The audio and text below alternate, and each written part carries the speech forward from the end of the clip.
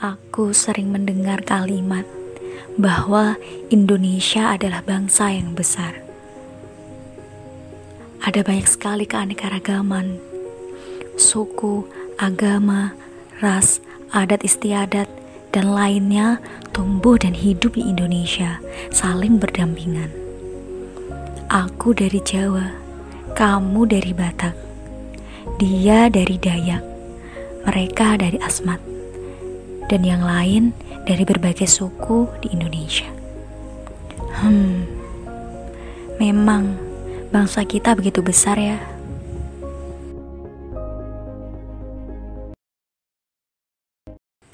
Negara Indonesia, negeri yang begitu elok dan permai. Aku hidup di lingkungan yang katanya orang-orangnya begitu ramah. Negara Kesatuan Republik Indonesia, sebuah negara kepulauan yang bercirikan Nusantara. Wilayahmu begitu luas, terbentang dari Sabang sampai Merauke, dari Nias sampai Pulau Rote. Seperti itulah kalimat yang sering aku dengar dalam iklan Indomie. Gunung-gunung saling berjejer, lautan terbentang luas, kekayaanmu begitu melimpah. Indonesia, aku salah satu bagian dari rakyatmu. Lebih dari 260 juta orang tinggal di Indonesia. Ada sekelompok orang atau beberapa kelompok yang kita sebut sebagai pemerintah. Mereka yang mengatur kehidupan negara agar yang menjadi tujuanmu dapat tercapai. Bangsa Indonesia, negara Indonesia, aku cinta engkau. Kata bangsa dan negara sering aku dengar. Lalu apa sih yang dimaksud dengan bangsa dan negara itu? Pernahkah kalian berpikir apa itu bangsa dan apa itu negara? Mungkin beberapa di antara kalian tidak pernah berpikir tentang hal itu, atau bahkan tidak ingin tahu. Kalau begitu, mari kita belajar bersama mengenai hakikat bangsa dan negara.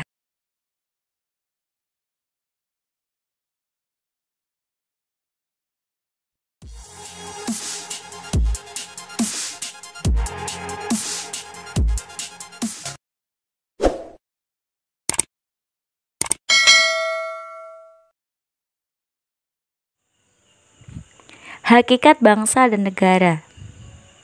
Nah, kita akan belajar mengenai pengertian bangsa terlebih dahulu. Bangsa, menurut Ernest Renan, bahwa bangsa adalah suatu nyawa, suatu asas akal yang terdiri dari dua hal, yaitu pertama, rakyat dahulu bersama-sama menjalani suatu riwayat. Kedua, rakyat sekarang harus mempunyai kemauan, keinginan hidup menjadi satu. Kemudian menurut Otto Bauer bahwa bangsa adalah sekelompok manusia yang terbentuk karena mempunyai suatu kesamaan karakter atau watak. Karakter atau watak ini tumbuh karena adanya kesamaan pengalaman. Jadi ada banyak sekali tokoh yang menyampaikan gagasan mengenai pengertian bangsa. Nanti kalian bisa cari sendiri melalui buku ataupun sumber referensi lain. Kemudian pengertian bangsa secara umum bahwa bangsa adalah kesatuan orang-orang yang sama asal-usulnya, keturunannya, adat istiadat, bahasa dan sejarahnya, golongan orang yang mempunyai asal-usul dan sifat khas yang sama, serta mendiami suatu wilayah tertentu. Sekarang kita akan lanjut mempelajari mengenai unsur-unsur bangsa. Jadi unsur-unsur bangsa ada 5. Di sini ada 5. Yang pertama ada sekelompok manusia yang mempunyai kemauan untuk bersatu. Kemudian yang kedua adalah berada dalam suatu wilayah. Nah, kemudian yang ketiga adalah ada kehendak untuk membentuk atau berada di bawah pemerintahan yang dibuatnya sendiri. Kemudian yang keempat, secara psikologis merasa senasib, seperjuangan, setujuan, serta cita-cita. Misalnya yaitu bangsa Indonesia ya, merasa senasib, pernah dijajah dulu. Jadi orang-orang bangsa Indonesia merasa pernah menderita dulu ya, karena pernah dijajah, akhirnya mereka punya tujuan yang sama, yaitu merdeka, Indonesia yang merdeka. Dan unsur bangsa yang terakhir adalah mempunyai asal-usul dan keturunan yang sama. Nah, jadi ini adalah materi tentang bangsa. Ada pengertian bangsa dan juga unsur-unsur bangsa. Nah, kalau kalian masih bingung, nanti kalian bisa tanya ataupun bisa mencari materi lainnya di buku dan sumber referensi lainnya. Kita akan lanjut. Hakikat negara. Nah, di sini saya mengambil dua pengertian menurut tokoh. Yang pertama adalah Aristoteles, di mana negara adalah perpaduan beberapa keluarga, mencakup beberapa desa, hingga pada akhirnya dapat berdiri sendiri sepenuhnya dengan tujuan kesenangan dan tujuan bersama. Sedangkan menurut George Jelinek, negara adalah organisasi kekuasaan dari sekelompok manusia yang telah berkediaman di wilayah tertentu. Nah, itu pengertian menurut tokoh. Sekarang kita ke pengertian secara umum atau kesimpulannya, bahwa negara adalah organisasi masyarakat yang memiliki wilayah tertentu dan berada di bawah pemerintahan yang berdaulat yang mengatur kehidupan masyarakat tersebut. Ini adalah pengertian negara. Nah, sekarang biar gak bingung, kita akan belajar mengenai unsur-unsur terbentuknya negara. Yang pertama, unsur konstitutif atau unsur wajib. Jadi unsur yang wajib dipenuhi. Ada rakyat. Rakyat terdiri dari warga negara dan warga negara asing. Kemudian penduduk dan bukan penduduk. Warga negara adalah seseorang berdasarkan hukum merupakan anggota dari wilayah negara yang bersangkutan dengan memiliki status kewarganegaraan asli maupun keturunan asing. Jadi kalau warga negara itu secara hukum sah sebagai bagian atau warga dari suatu negara. Kalau warga negara asing, apabila seseorang berdasarkan hukum bukan merupakan anggota dari wilayah negara yang bersangkutan dengan memiliki status kewarganegaraan asli maupun keturunan asing. Kemudian penduduk dan bukan penduduk. Penduduk adalah orang yang bertempat tinggal atau mendiami suatu wilayah negara dalam jangka waktu yang cukup lama. Sedangkan bukan penduduk apabila adalah mereka yang bertempat tinggal atau mendiami suatu wilayah negara untuk sementara waktu atau dalam jangka yang pendek. Misalnya seorang wisatawan. Nah, misal ada wisatawan dari Korea Selatan ke Bali. Mereka tinggal di villa atau hotel hanya seminggu atau paling lama sebulan. Nah, itu dikatakan bukan penduduk karena mereka hanya sementara tinggal di Indonesia, tujuannya untuk berwisata. Kemudian yang kedua, yaitu wilayah. Bagian tertentu dari permukaan bumi di mana penduduk suatu negara bertempat tinggal secara tetap yang terdiri dari daratan, lautan, dan udara. Dan unsur yang terakhir yaitu pemerintah yang berdaulat. Pemerintah yang mempunyai kekuasaan yang tertinggi, kekuasaan yang tidak berada di bawah kekuasaan lainnya, pemerintah berdaulat ke dalam dan keluar. Yang dimaksud pemerintah berdaulat ke dalam berarti bahwa pemerintah itu berwibawa, berwenang, menentukan dan menegakkan hukum atas warga serta wilayah negaranya. Sedangkan kalau berdaulat keluar, bahwa pemerintah atau negara mempunyai kedudukan yang sederajat dengan negara-negara yang lainnya. Ketiga unsur ini ada rakyat, wilayah, dan pemerintah yang berdaulat harus semuanya terpenuhi, harus ada dalam suatu negara. Tidak boleh nggak ada salah satu, namanya unsur wajib. Kemudian selain unsur wajib ada unsur tambahan atau disebut sebagai unsur deklaratif. Ada pengakuan de facto dan pengakuan de jure. Kalau pengakuan de facto yaitu pengakuan menurut kenyataan. Jadi, suatu negara diakui karena memang secara nyata telah memenuhi unsur-unsurnya sebagai negara.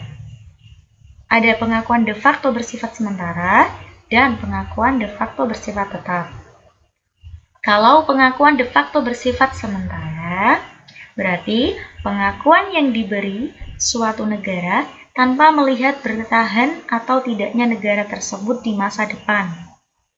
Apabila negara baru tersebut kemudian jatuh dan hancur, maka negara tersebut akan menarik kembali pengakuannya. Jadi hanya sementara. Kalau pengakuan de facto bersifat tetap, berarti negara memberikan pengakuan terhadap suatu negara baru, yaitu bersifat tetap.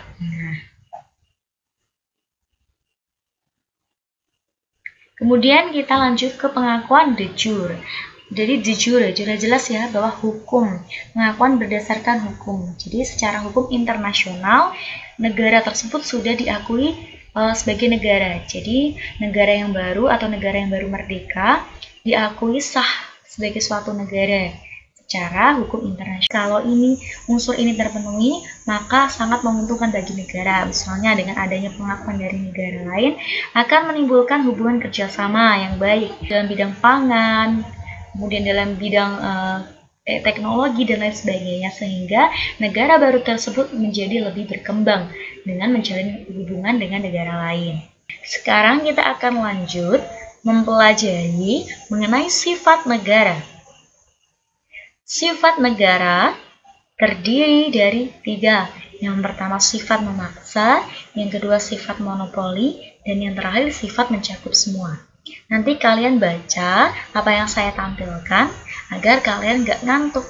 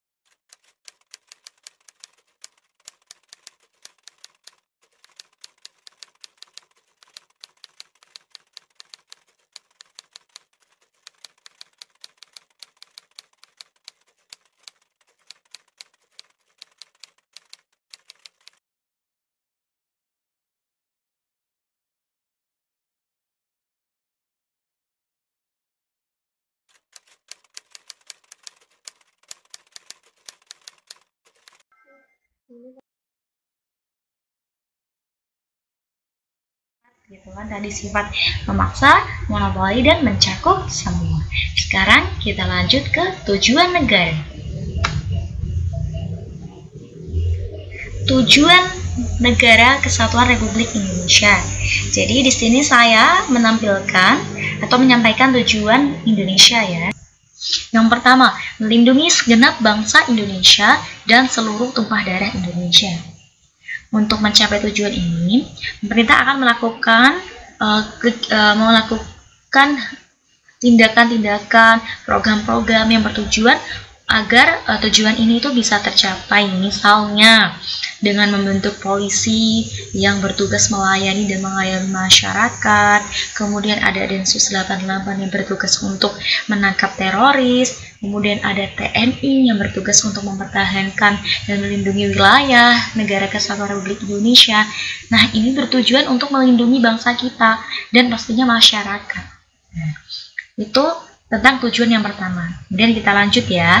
Tujuan yang kedua adalah memajukan kesejahteraan umum.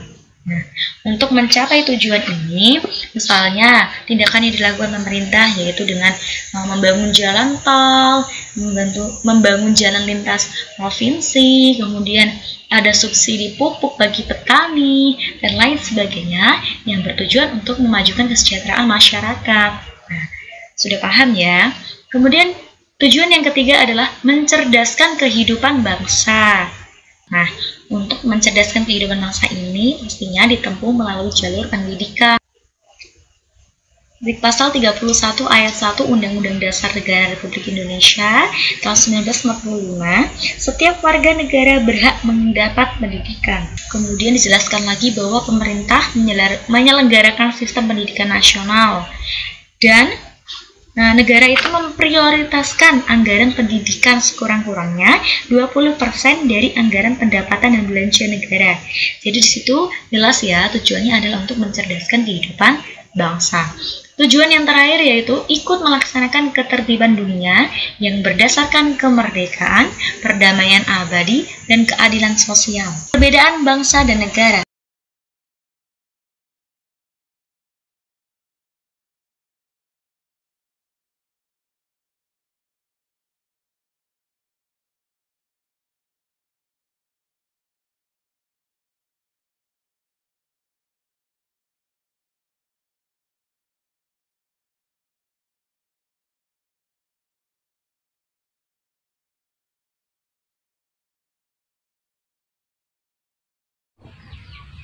Sekian video pembelajaran tentang hakikat bangsa dan negara.